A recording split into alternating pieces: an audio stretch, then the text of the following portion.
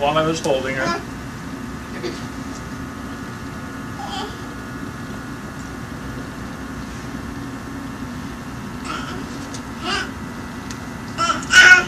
I was praying. I was praying that perhaps, if it were the Lord's will, that something serious might come of this relationship. It's another word for marriage. I was hoping that maybe I might be the fortunate one. But I also prayed that if it were not me,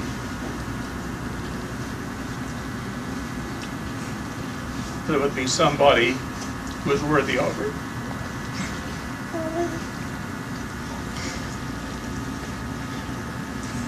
So you can see, she had a very great impact on me, almost immediately.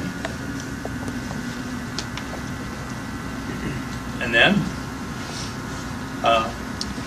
not too many days after that, I went back, and I don't know if we had, I don't think we had another date before I went back into the service. This was I think this was about August.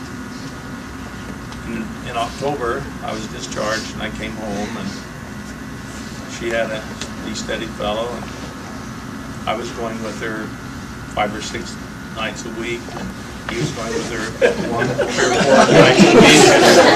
And one week he would go with her 4 or 5 times, and I'd go with her once or twice. And so it got to the point after a while we had to keep a calendar, you know, make sure. And one time, though, neither one of us had made any arrangements, and we all of a sudden found ourselves at the same little corner cafe kind of place. I looked at him, and he looked at me, and I looked at my watch, and he looked at his watch. He went out this door, and I went out this door. We both jumped in our cars and sped over about 5 miles to her house. He went around the block one way, I went around the block the other way, and I cut him off in front of her house. And I went and knocked on the door and says, "Would you like to go out tonight?" And anyway, then all it got kind of exciting.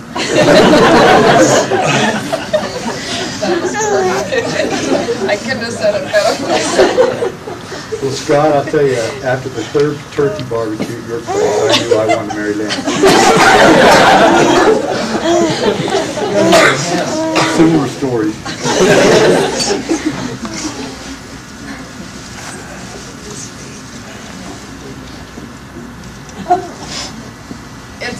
It's a bus. It's a bus. It's not, pretend like it's not a school bus.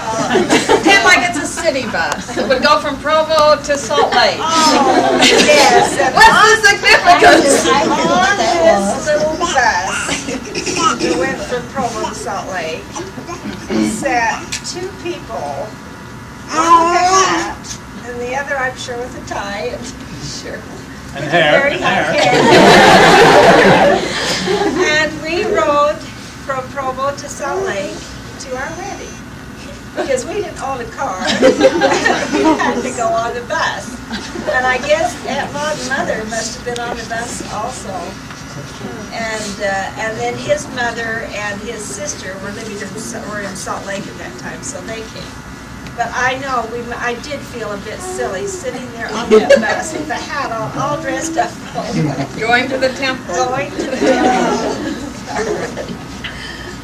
And we were obvious. And when we went to get our Driver's license? Marriage license. Yes. We walked into the building and we didn't know where to go. City County building up in Salt Lake. Started kind of wandering around, and one guy says, "You go straight down there and up there." On the elevator, it's on the 2nd floor. He knew what we were there for. It was very obvious. So we found our way that way. Okay. Do you have a car, Susie? A car? A little car? I don't. Should I? Do you want to tell us something significant about a car? Oh. It might be a little scratched up and maybe a scratch a bit. Oh. A lot of that, some of that's in their history. Oh, we don't want to Yeah, talk about that. You can read about it. Yeah, I've got it all written out. Yeah, it's there. They don't want. Yeah. Sandy, we have kids. You can read that later, Mike. 18, 19. Stephen can read it now.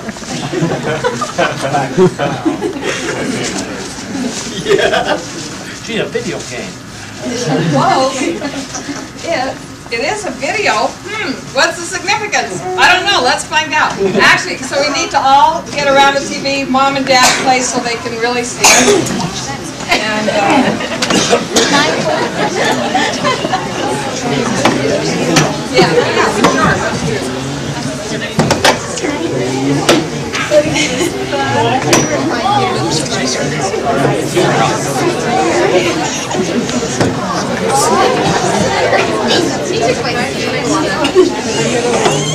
maybe the ones on little kids, gather around. Beside that door, John, I think.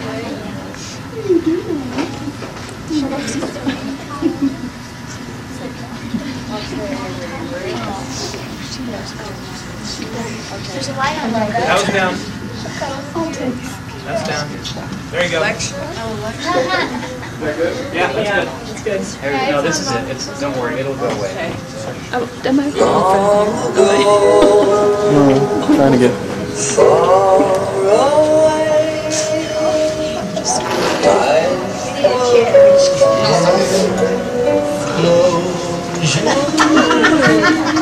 And I got to spend 7.5 hours after it was all. That was 7.5 hours. 7.5 hours to with the professionals. That Well- is just amazing. We've come a long way from writing happy anniversary with spaghetti noodles on the floor. That was for the 10th anniversary. They left, they came home, and we had happy anniversary with spaghetti noodles on the floor. Okay. Anyway, do you have any words to say? Because that's all I have to say. That's all. It's under the table there, Sue.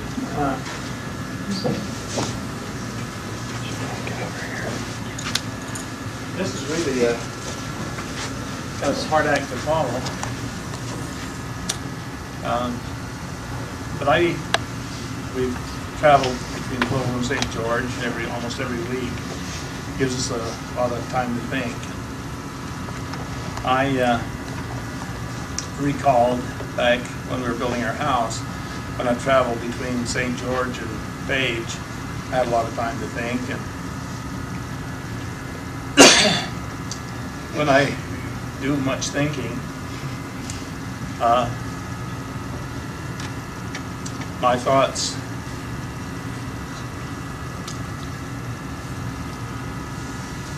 always go to the family. And thinking how grateful I am for the family I have, I was prompted during that time coming to Page, or from Page to St. George, to think about how fortunate we were to have such great kids come to us. And I think as I was prompted to write this, most of you, all of you, I think, most of the kids, to tell you how much I loved you and how much I appreciated you, and how grateful I was that the Lord had the wisdom, and obviously He's got the most wisdom, and He demonstrated it again by sending us the kids He did, because He knew that with my weaknesses, I wouldn't be able to handle kids that weren't almost perfect. So He blessed us with some almost perfect kids. And some of the things I say will relate to the children and some to the grandchildren. To the grandchildren, I'd like to say that you should be fortunate with the parents you have. You should feel fortunate with the parents that you have. Our children who are your parents, you should feel grateful. And I'd like to pay kind of a special tribute to the women in the family.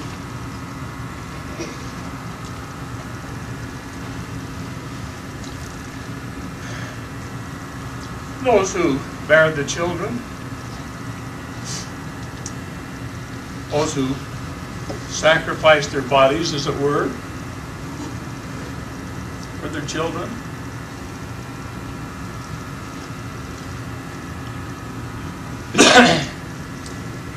And with this goes kind of a special tribute to Don, who sacrificed for the kids. You know, I told you that I was attracted to her first because of her beauty. On a scale of 1 to 10, she was about 11 and a half. And over the years, she changed from a silly little Bobby Soxer to the consummate Relief Society president, and sacrificing along the way. She's twice the woman she used to be. From a perfect 11 and a half on a scale of 10, she's now a perfect off-the-rack 16. And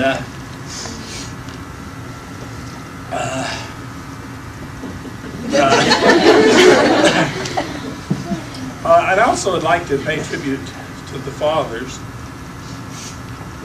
who assume the responsibility of caring for their kids and providing for them.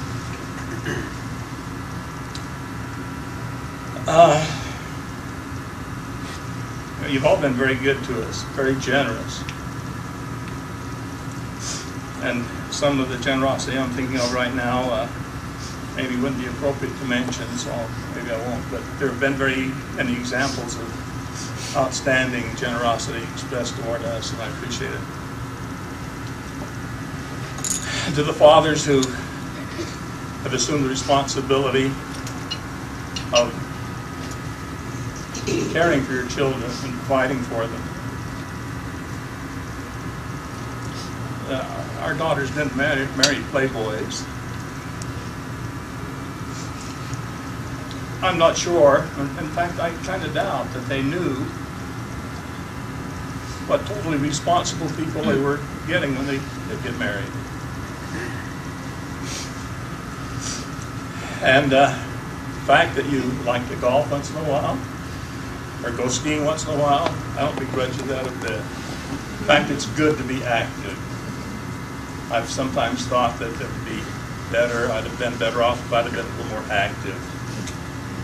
If I'd have taken up a hobby, you know, like skiing or bungee jumping, or tennis, or skydiving, or pinochle, and rollerblading. But I always seem to feel like other things were more important. So I feel like in a way I did kind of miss something. But anyway, paying tribute to you beautiful people and my beautiful wife, and wanting to express that Susan suggested why don't you go into Eddie Bauer's and find something for her. So one rainy day, a couple of weeks ago, as I was driving down by the river bottom of this nice little shopping center, and I thought, there's Eddie Bauer, so I drove in on this rainy night. As I looked for a parking place, the nearest parking place was 6 or 8 doors down in front of Victoria's Secrets. I pulled into the parking place there, and I thought it occurred to me, well, with summer coming on, maybe she'd like a nice little bike. And so I went in and started to kind of look around. After a few minutes, it became apparent that size might present a problem.